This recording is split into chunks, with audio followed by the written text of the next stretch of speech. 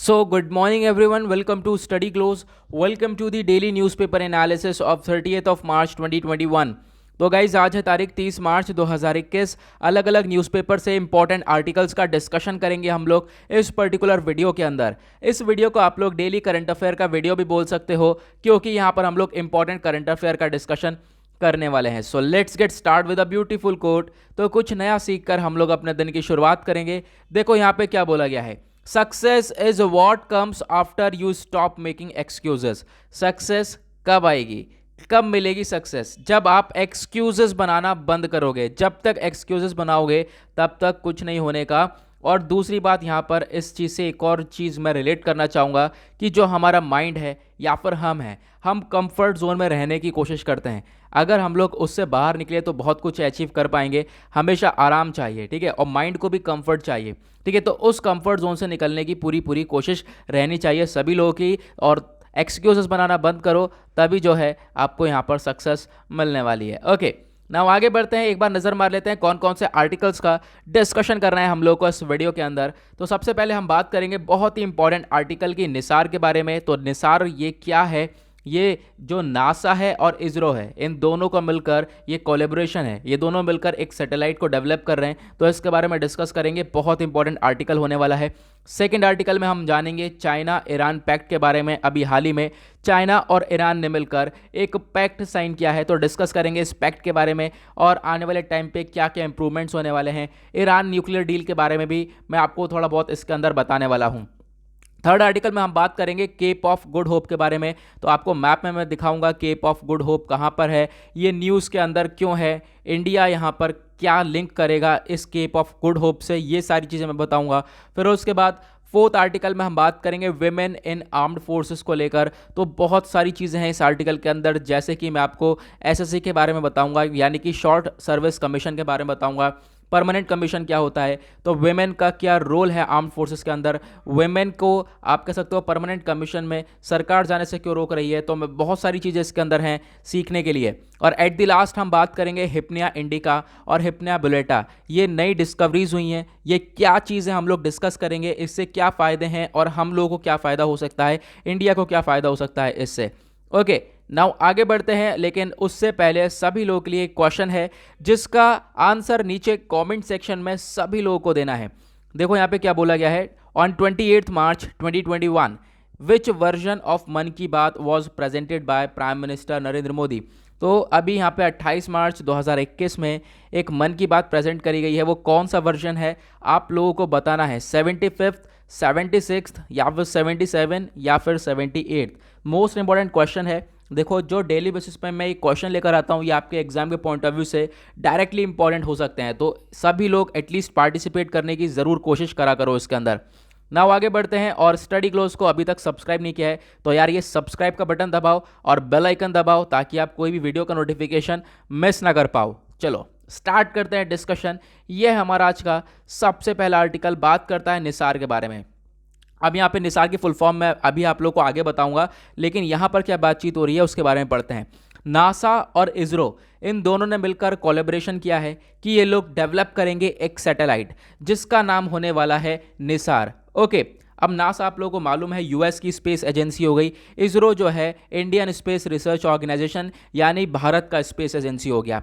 Okay, अब यहाँ पर ये जो सैटेलाइट बना रहे हैं, सैटेलाइट डेवलप कर रहे हैं, इसका क्या फ़ायदा होगा? ये जो सैटेलाइट है ये हमारे प्लैनेट यानी अर्थ पर मूवमेंट्स को डिटेक्ट करेगा, यानी जो चीज़ें हो रही हैं जैसे कि वॉल्केनो हो गया, वॉल्केनो इरप्ट हो रहा है, या फिर आइस आप कह सकते हो बर्फ़ पिघल रही है, तो ये सारी चीज़ें डिटेक्ट करी जाएंगी इस सैटेलाइट की वजह से। ओके, इनफैक्ट यहाँ पर एक एग्जाम्पल का इस्तेमाल करा गया है, मतलब आप इतनी छोटी सी चीज़ को डिटेक्ट कर सकते हो। क्या मतलब कि जैसे कि मान लो ये टेबल टेनिस कोर्ट है, ठीक है, ये टेनिस कोर्ट है, सॉरी टेबल टेनिस बोल रहा हूँ, ये टेनिस कोर्ट है।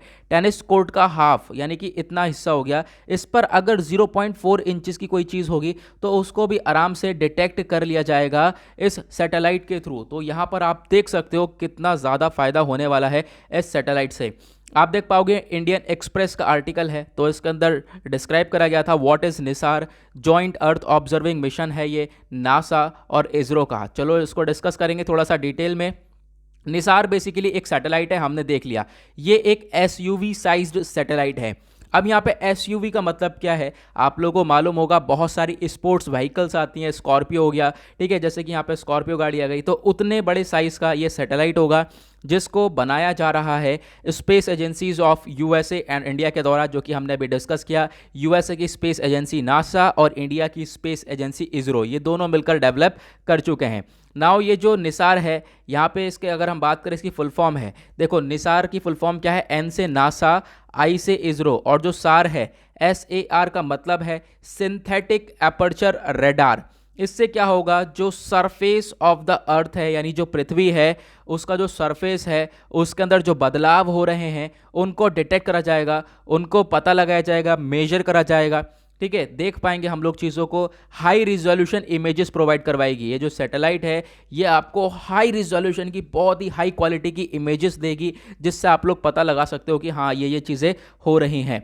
और आप देख पाओगे ये जो रडार है ये काफ़ी मतलब क्वालिटी चीज़ है, जैसे कि आप देख पाओगे चाहे वो दिन हो चाहे वो रात हो, ये कोई से भी वेदर के अंदर काम करने वाला है, चाहे बादल हो या ना हो, अंधेरा हो उजाला हो, सभी जगह पर ये हमारी सैटेलाइट अच्छी तरीके से वर्क करने वाली है। जो ये रडार है ये वर्क करने वाला है।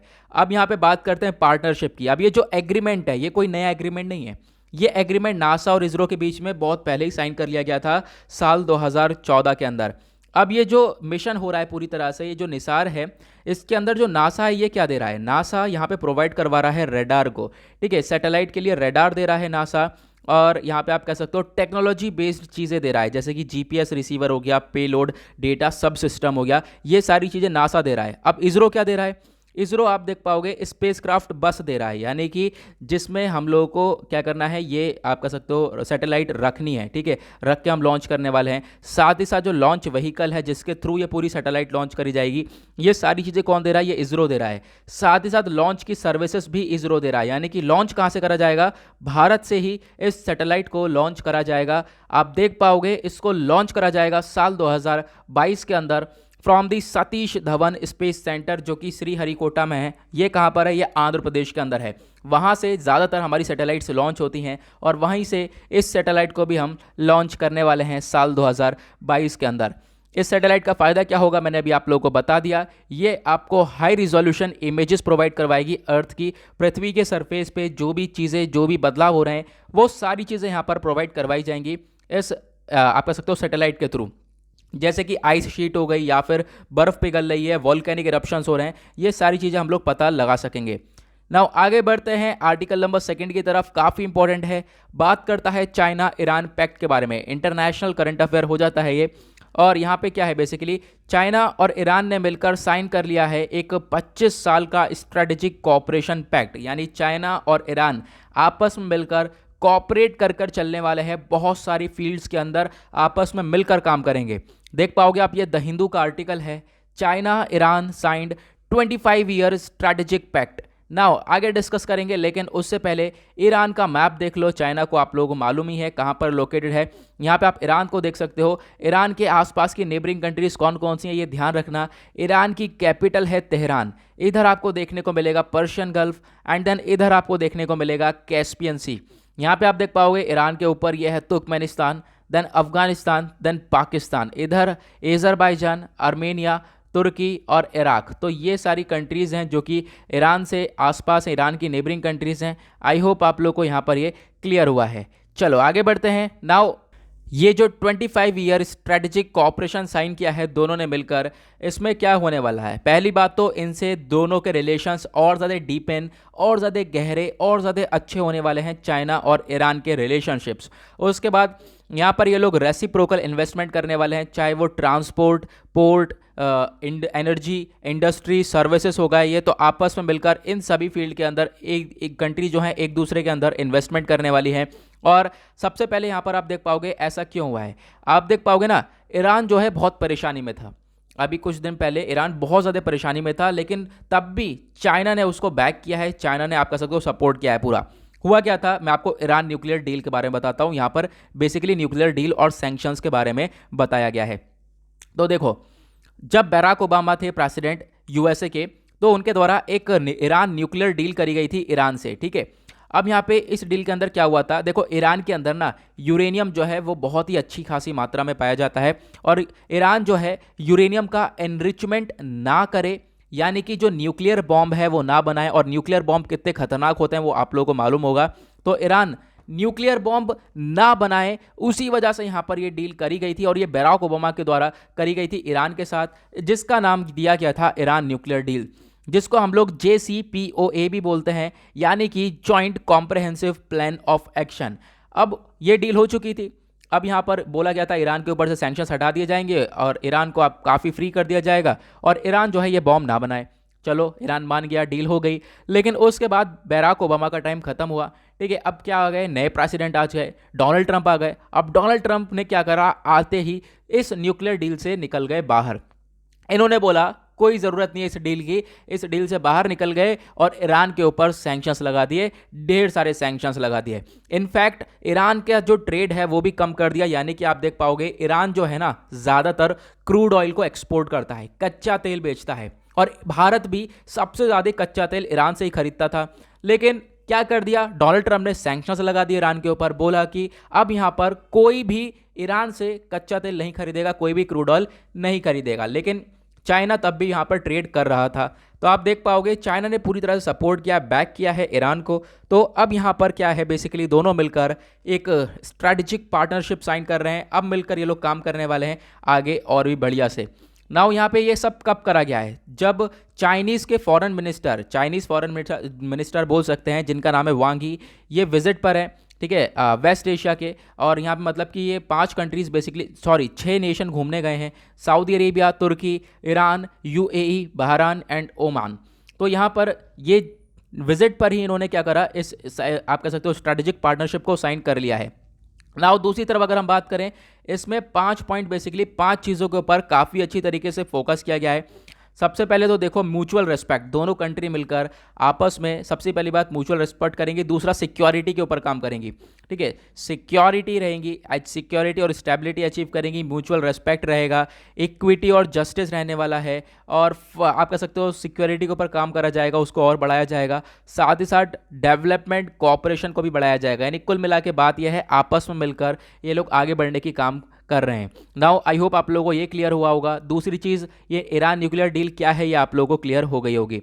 नाउ आते हैं नेक्स्ट आर्टिकल की तरफ, आर्टिकल नंबर 3, और यहाँ पे बात करी गई है केप ऑफ गुड होप के बारे में। तो अभी आप लोगों को मालूम है हाल ही में जो स्वेज कैनाल है, स्वेज कैनाल में एक शिप जो है वहाँ पर वो फंस गया है, एक जहाज़ फंस गया है, जो आप देख पाओगे, ठीक है, स्वेज कैनाल के अंदर। तो इसकी वजह से ये बोला जा रहा है कम से कम $200 बिलियन का जो इंडिया का व्यापार है Europe, north America, south America के साथ, वो रिस्क पर था, ठीक है, बहुत ही ज़्यादा रिस्क पर था।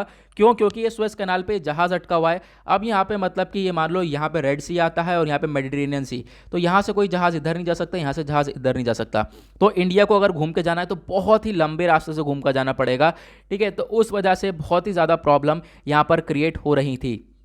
देख पाओगे द हिंदू का आर्टिकल है, Suez canal blocked, India eyes Cape of Good Hope. यानी स्वेज कैनाल जब ब्लॉक हो गया तो इंडिया ने डिसाइड किया है अब वो केप ऑफ गुड होप की तरफ से जाएंगे। यानी कि अब देखो यहाँ पे आप मैप देख सकते हो, बेसिकली ये आप देख पाओगे ये अफ्रीकन नेशन हो गया, ये एशिया हो गया। अब यहाँ पे आप देख पाओगे स्वेज कैनाल कहाँ पर है, जहाँ पे मैं डॉट लगा रहा हूँ, ठीक है, ये जो इजिप्ट वाला एरिया है यहाँ पर ये स्वेज कैनाल है, ठीक है, यहाँ पे स्वेज कैनाल है। पहले भारत का शिप कैसे जाता था, यहाँ से जाकर ऐसे निकल जाता था, लेकिन यहाँ पर अब शिप अटक चुका है, तो यहाँ पर डिसाइड हम लोग कर रहे हैं कि अब जो है रास्ता बदलना पड़ेगा और रास्ता यहाँ से जाना पड़ेगा अगर हमें यहाँ पर जाना है तो। ओके, तो यहाँ पर बेसिकली ये चीज़ थी। अब यहाँ पे केप ऑफ गुड होप क्या है, पहले मैं आपको लोकेशन दिखा देता हूँ केप ऑफ गुड होप की, फिर उसके बाद हम लोग बात करेंगे। आप देख पाओगे साउथ अफ्रीका है, ये साउथ अफ्रीका के नीचे इधर की साइड है केप ऑफ गुड होप। देखना बिल्कुल सदर्न टिप नहीं है, ये है बिल्कुल सदर्न टिप। सदर्न टिप ये है जहाँ पर केप ऑफ अगुलास है, लेकिन केप ऑफ गुड होप कहाँ पर है, ये थोड़ा सा साइड में है केप ऑफ अगुलास के, ये याद रखना। ओके, नाउ यहाँ पे हम लोग बात करने वाले हैं, आप ये देख पाओगे, थोड़ा सा मैं आपको एक अच्छे से क्लियर कर देता हूँ। ये आपने देख लिया और उसके बाद ये और देख लो, जो हमने देखा है ना केप ऑफ गुड होप वो इधर की साइड है, ठीक है, यहाँ पर, और जो बिल्कुल सदर्न टिप है वो है वहाँ पर केप ऑफ एगुलास। नाउ यहाँ पे अगर हम बात करें जो ये केप ऑफ गुड होप है, ये रॉकी हेडलैंड है, कहाँ पर, अटलांटिक कोस्ट में। और यहाँ पे आप देख पाओगे बेसिकली ये बोला जाता है, बहुत ही ज़्यादा मिसकंसेप्शन रहता है। मिसकंसेप्शन किस चीज़ को लेकर होता है? केप ऑफ गुड होप और केप ऑफ एगुलस को लेकर काफ़ी मिसकंसेप्शन रहता है। ये बोला जाता है साउथ मोस्टर्न पार्ट पर केप ऑफ गुड होप है, तो ऐसा नहीं है। जो सदर्न टॉप पर है ये है बिल्कुल के, जो सदर्न टॉप पर है वो है केप ऑफ एगुलास, यानी कि जो साउथ अफ्रीका का बिल्कुल सदर्न टॉप है। ऑब्वियस सी बात है, नीचे वाला एरिया सदर्न टॉप हो गया, तो यहाँ पर केप ऑफ एगुलास है। ये बोला जाता है यहाँ पर केप ऑफ गुड होप है, तो ऐसा नहीं है। ये एक मिसकंसेप्शन आपका क्लियर हो जाना चाहिए, ठीक है। तो उसी वजह से ये न्यूज़ के अंदर भी है। तो आपको यहाँ पर ध्यान रखना है कि इधर से शिप जा रहा है, तो अब यहाँ पर ध्यान रखना है इस चीज़ को लेकर। लेकिन यहाँ पे इधर से शिप जाने की हम लोग सोच रहे हैं कि हम लोग यहाँ से भेज सकते हैं, लेकिन अब क्या हुआ है, अब यहाँ पर सिचुएशन सुधर चुकी है। ये बीबीसी का आर्टिकल है, अभी 4 घंटे पहले आर्टिकल आया है। ये यहाँ पे बताया गया जो स्वेज कैनाल है वो रीओपन हो चुका है, यानी कि उस शिप को जैसे तैसे फ्री कर लिया है। वो शिप जो फंसा हुआ था उसको निकाल लिया गया है, मतलब कि अब जो व्यापार है वो वापस से इस एरिया से होने वाला है, ठीक है। जो प्रॉब्लम्स थी वो रिजॉल्व हो चुकी हैं। आई होप आप लोगों को क्लियर हो गया होगा। ये तो मैंने एक आर्टिकल देखा था तो ये मिल गया, और यहाँ पर ये 4 घंटे का पहले का आर्टिकल है, तो मैंने सोचा यहाँ पर आपको मैं हाथों हाथ इस चीज़ से भी अपडेट कर दूँ। नाउ आगे बढ़ते हैं नेक्स्ट आर्टिकल की तरफ। यहाँ पे बात करेंगे विमेन एंड आर्म फोर्स के बारे में। बेसिकली हुआ क्या है, जो सुप्रीम कोर्ट है उसने बोला है कि देखो आज के टाइम पर ना बहुत ही ज़्यादा डिस्क्रिमिनेशन देखने को मिलता है, भेदभाव देखने को मिलता है वेमेन को लेकर। वेमेन आज के टाइम पर शॉर्ट सर्विस तो अच्छी से तरीके से करती हैं, लेकिन उनको परमानेंट सर्विस के लिए भेजने में काफ़ी ज़्यादा दिक्कतें आती हैं, ठीक है। अब ये शॉर्ट सर्विस कमीशन क्या होता है, परमानेंट सर्विस क्या होते हैं, ये मैं अभी आप लोगों को बताऊँगा। ओके, सबसे पहले हम लोग यहाँ पर देख लेते हैं ये चीज़। ये हुआ क्या है, द हिंदू का आर्टिकल है, सुप्रीम कोर्ट ने बैठ किया है वेमेन ऑफिसर्स इन आर्मी को लेकर। देखो पहले मैं यहाँ पे आपको दो तीन चीज़ें क्लियर करता हूँ, उसके बाद हम आगे बढ़ेंगे। एक होता है short service commission. Short service commission में क्या होता है कि कोई भी पर्सन है, मान लो कि जो है वेमेन ऑफिसर है, ये आर्मी में वर्क करती हैं, ठीक है, आर्मी में वर्क करती हैं। अब ये शॉर्ट सर्विस कमीशन में वर्क करती हैं। इनको मतलब कि सिर्फ और सिर्फ ये 10 साल तक काम कर सकती हैं आर्मी में, 10 साल तक हमारे नेशन के लिए सर्व कर सकती हैं, या फिर उसको एक्सटेंड करके 14 साल हो सकता है, 14 साल तक सर्व कर सकती हैं शॉर्ट सर्विस कमीशन में। और दूसरा होता है परमानेंट कमीशन। परमानेंट कमीशन में जब तक रिटायरमेंट नहीं हो जाता, मतलब 60 साल की उम्र तक ये है नेशन को सर्व करते हैं, ये जो आप कह सकते हो आर्मी ऑफिसर हैं। लेकिन होता क्या है, जो वेमेन है उनको हम लोग सिर्फ और सिर्फ शॉर्ट सर्विस कमीशन में रखते हैं, परमानेंट कमीशन के अंदर नहीं रखते, ठीक है। अभी यहाँ पे हाल ही में एक वर्डिक्ट भी आया था सुप्रीम कोर्ट का, जिसमें बोला गया सुप्रीम कोर्ट के द्वारा कि अब क्या होगा, जो वेमेन है उनको परमानेंट कमीशन भी मिलेगा, यानी वो वर्क कर सकती हैं। अगर उनकी चाहत और है, वो और ज़्यादा वर्क करना चाहती हैं, नेशन को और ज़्यादा सर्व करना चाहती हैं, तो वो परमानेंट कमीशन भी आ सकती हैं, उसके अंडर भी उसके लिए एलिजिबल हो सकती हैं, ठीक है। अपने रिटायरमेंट तक ये काम कर सकती हैं। यहाँ पे इस तरह की चीज़ें क्लियर हो गई थी, लेकिन ये क्लियर पहले हो गई थी। ये जो वर्डिक्ट आप देख पाओगे फरवरी 2020 का है, सुप्रीम कोर्ट ने अपना जजमेंट सुना दिया था कि जो शॉर्ट सर्विस कमीशन वाली विमेन ऑफिसर हैं, विमेन आर्मी ऑफिसर हैं, वो अब एलिजिबल हो जाएंगी परमानेंट कमीशन के लिए। वो अब क्या करेंगी, वो अब अपने रिटायरमेंट तक अगर चाहती हैं काम करना तो नेशन के प्रति सर्व कर सकती हैं। लेकिन आज के टाइम पर क्या हो रहा है, आज के टाइम पर अभी भी काम अच्छे से नहीं चल पा रहा है। आज के टाइम पर बहुत सारी सिचुएशन क्रिएट हो रही है, तो आप कह सकते हो कि यहाँ पे देखने को मिलता है बहुत ज़्यादा भेदभाव देखने को मिल रहा है, अभी भी चीज़ें क्लियर नहीं हो पाती है। तो कोर्ट ने ऑर्डर ये दिया है कि अगर कोई भी वेमेन ऑफिसर परमानेंट कमीशन के लिए अप्लाई करती है तो आपको 1 महीने में या फिर 2 महीने में चीज़ें क्लियर करनी पड़ेंगी, अपना डिसीजन सुनाना पड़ेगा, क्योंकि चीज़ें लेट हो रही हैं और उसकी वजह से आप कह सकते हो यहाँ पर फिर जो है चीज़ें सही से ध्यान नहीं दिया जाता है इनके ऊपर, और फिर जो वेमेन है वो शॉर्ट सर्विस कमीशन में आप कह सकते हो नेशन को सर्व करके वापस आ जाती हैं, ठीक है। अब यहाँ पे जिनके अंदर चाहत है वो और ज़्यादा सर्व करना चाहें तो वो सर्व कर सकती हैं, ओके। अब यहाँ पर आप देख पाओगे जो यूनियन गवर्नमेंट है, इन्होंने काफ़ी ज़्यादा आप कह सकते हो यहाँ पर अगेंस्ट रहे थे सुप्रीम कोर्ट के जजमेंट के। उन्होंने बोला था कि जो वेमेन है वो वीक होती हैं, फिजिकल आप कह सकते हो साइकोलॉजिकली वीकर होती हैं, और यहाँ पर आप कह सकते हो कि उनकी आप कह सकते हो चाइल्ड केयर करनी पड़ती है, उन लोगों को फैमिली संभालनी पड़ती है, तो वो लोग आर्मी की तरह काम नहीं कर पाएंगी। लेकिन फिलहाल यहाँ पे सुप्रीम कोर्ट ने आप कह सकते हो जो ये ओपिनियन थे यूनियन गवर्नमेंट के, उसके अगेंस्ट जाकर उसको डिसमिस कर अपना जजमेंट सुना दिया था। बोला था नहीं, फिर भी जो है वेमेन एलिजिबल होंगी परमानेंट कमीशन के लिए। अगर जो वेमेन चाहती है परमानेंट कमीशन में जाना, अगर वेमेन चाहती है कि at the age of the retirement तक 60 साल की उम्र तक नेशन को सर्व करे, तो वो कर सकते हैं, ओके। तो यहाँ पर ये जजमेंट था, आई होप आप लोगों को ये क्लियर हो गया होगा। नाउ एट द लास्ट हम बात करेंगे काफ़ी इंपॉर्टेंट आर्टिकल के बारे में। यहाँ पे बात करी गई है हिप्निया इंडिका के बारे में। हिप्निया इंडिका और हिप्निया बुलेटा ये क्या है? तो दो नई प्रजातियाँ मिली हैं सीवीड की। सीवीड बेसिकली एक एल्गी भी यहाँ पे आप कह सकते हो, इसको एल्गी बोलते हैं, यानी जो काई होती है ना पानी के अंदर मिलती है, एक हरी कलर की मिलती है, ठीक है। अब यहाँ पर ये आप देख पाओगे रेड कलर की है, यहाँ पर ये कुछ अलग तरीके की है, इसको सीवीड बोला जाता है, इसको एल्गी भी बोला जाता है, ठीक है। अब यहाँ पे पानी के अंदर मिलता तो है, लेकिन इसके बहुत फ़ायदे भी होते हैं। ये बहुत सारी चीज़ें होती हैं यहाँ पे, मतलब बहुत अलग अलग वैरायटीज़ की होती हैं। अब ये वाली जो है इसके बहुत फ़ायदे भी है, इसको खाने से भी बहुत फ़ायदे होते हैं, ठीक है। इसको फूड के तौर पर भी इस्तेमाल किया जाता है। तो अब इसी कैटेगरी की जो रेड सीवीड हैं, ये दो नई प्रजातियां मिल चुकी हैं। एक का नाम है हिप्निया इंडिका और एक का नाम है हिप्निया बुलेटा। अब इसको डिस्कवर करा गया है एक ग्रुप के द्वारा। कौन है वो? मैरीन बायोलॉजिस्ट हैं जो कि सेंट्रल यूनिवर्सिटी ऑफ पंजाब से बिलोंग करते हैं, उन्होंने इसको डिस्कवर किया है। द हिंदू का आर्टिकल आप देख पाओगे, new species of red algae ये देखने को मिली है वेस्ट और साउथ ईस्ट इंडियन कोस्ट के अंदर। कहाँ पर देखने को मिली है एग्जैक्टली मैं अभी आपको बताऊंगा। और उससे पहले जान लेते हैं, जो पहली स्पीशी है उसका नाम है हिप्निया इंडिका, दूसरी स्पीशी है हिप्निया बुलेटा, नाम रट लो, इंपॉर्टेंट आर्टिकल है। नाउ जो हिप्निया इंडिका है ये डिस्कवर करी गई है कन्याकुमारी इन तमिलनाडु से, और सोमनाथ पठान या फिर गुजरात के अंदर शिवराजपुर वहाँ पे ये देखने को मिली है हिप्निया इंडिका। और जो हिप्निया बुलेटा है इसको डिस्कवर करा गया है कन्याकुमारी से, साथ ही साथ जो दमन और दीव है उसके दीव वाले आइलैंड से भी यहाँ पर इसको डिस्कवर करा गया है। नाउ बेसिकली ये जो रेड सीवीड है ये कहाँ पर ग्रो होती हैं? ये होती है इंटररियल रीजन के अंदर है, आप कह सकते हो ऐसा एरिया, नेमली ऐसा एरिया जो कि सबमर्ज हो, यानी डूब जाए। जब हाई टाइड हो, पानी की हाई टाइड हो तब वो एरिया डूब जाए, और लो टाइड हो तो वो ऊपर दिखने लगे, एक्सपोज रहे, ठीक है। तो बेसिकली ऐसे एरिया में जो है ये आप कह सकते हो ग्रो होती हैं। अब यहाँ पर एक चीज़ मैंशन ये नहीं है वो कि ये जो एल्गी है ये ना, इसको हम लोग फूड के तौर पे भी इस्तेमाल कर सकते हैं। ये न्यूट्रिशियस होते हैं, इनका फूड के तौर पे भी हम इस्तेमाल कर सकते हैं। और अगर हम फूड के तौर पे इस्तेमाल करेंगे तो फिर हम इसका उगा भी सकते हैं, इसका कल्टीवेशन करेंगे, ज़्यादा उगाएंगे, ज़्यादा फूड के तौर पे इस्तेमाल करेंगे तो ज़्यादा व्यापार भी कर पाएंगे, इससे हम काफ़ी पैसा भी जनरेट कर सकते हैं। लेकिन उसके बाद मोस्ट इंपॉर्टेंट चीज़ क्या है यहाँ पर कि जो हिप्निया है आप देख पाओगे हमारे पास अभी तक 61 प्रजातियाँ हैं, 61 स्पीशीज़ हैं इसकी, जिसमें से जो 10 हैं वो इंडिया से, भारत से बिलोंग करती हैं। लेकिन अभी दो नई और ऐड हो चुकी हैं इसके अंदर। कौन कौन सी? हिप्निया इंडिका और हिप्निया बिलोटा, ठीक है। तो यहाँ पर क्या है? बुलेटा, ठीक है बिलोटा बुलेटा, हिप्निया बुलेटा, ओके। तो ये दो हो गई, दो नई स्पीशीज़ और ऐड हो चुकी है इसके अंदर। तो 61 + 2 63 हो चुकी है हमारे पास ये आप कह सकते हो रेड सीवीड की स्पीशीज़। आई होप आप लोग को ये क्लियर हो गया होगा, ठीक है। तो यहाँ पर आपको नाम इसका याद रखना है, इंपॉर्टेंट आर्टिकल आपके लिए बन जाता है। नाउ इसी के साथ करते हैं हम अपने डेली करंट अफेयर के वीडियो का एनालिसिस समाप्त। मिलते हैं आप लोगों से नेक्स्ट वीडियो में, और जो क्वेश्चन पूछा है उसके अंदर पार्टिसिपेट सभी लोग करना। एक चीज़ और, लेक्चर का पीडीएफ चाहिए? नीचे डिस्क्रिप्शन बॉक्स में टेलीग्राम लिंक दे रखा है स्टडी ग्लोस का, वहाँ पे जाकर ज्वाइन करो, वहाँ से इस लेक्चर के पीडीएफ को डाउनलोड करो। मिलते हैं आप लोगों से नेक्स्ट वीडियो में। आज के लिए bye bye, have a nice day.